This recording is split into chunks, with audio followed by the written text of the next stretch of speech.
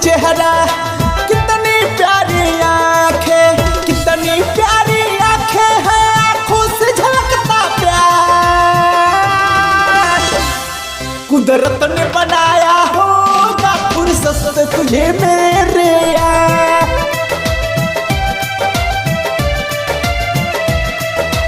हाय कुदरत ने बनाया होगा फुर्सत से तुझे मेरे यार।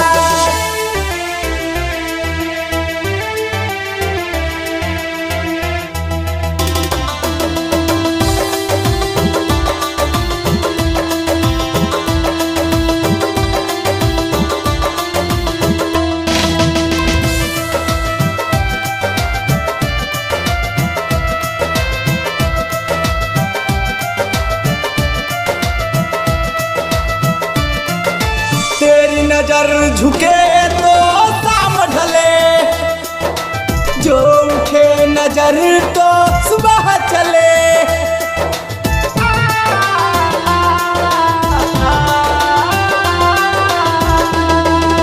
तेरी नजर झुके तो शाम ढले, जो उठे नजर तो सुबह चले। तू हंसे तो कलियां खिल जाए, तुझे देख के नूर भी शर्माए।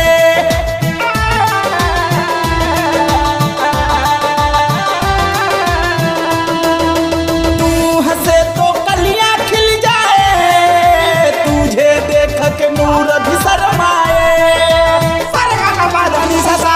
तेरी बिखरी बिखरी जुल्फे, तेरी महकी महकी सांसें, तेरी कोयल जैसी बोली, तेरी मीठी मीठी बातें। चाहे मैं यूं ही तेरा करता रहूं दीदार। कुदरत ने बनाया होगा फुर्सत से तुझे मेरे यार।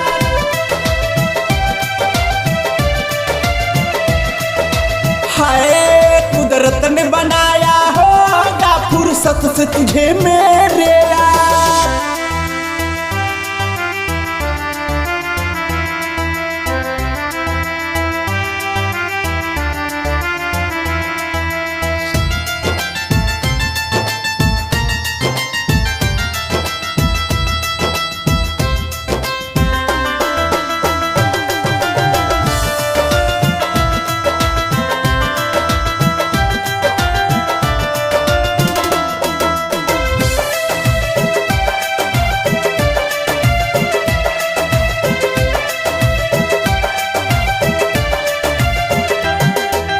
दुनिया में हंसी और भी है, होगा ना कोई तेरे जैसा हंसी।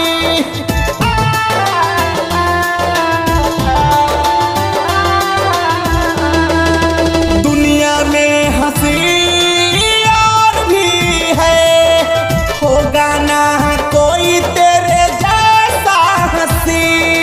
रंगी जवा मदहोश बदन, तू सबब का है गुलशन।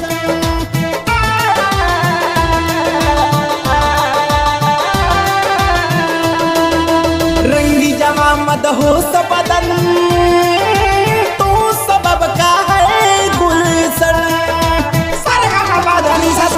तेरे अंग से खुशबू बरसे, परियों सी सुंदर काया। जो कुछ सोचा था मैंने वो सब कुछ तुझ में पाया।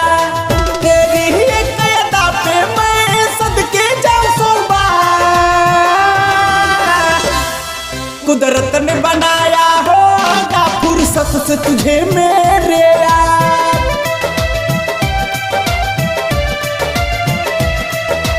हाय कुदरत ने बनाया होगा फुर्सत से तुझे मेरे यार।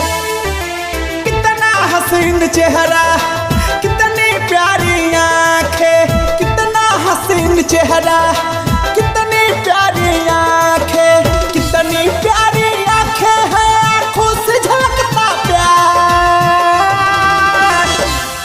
कुदरत ने बनाया होगा फुर्सत से तुझे मेरे यार।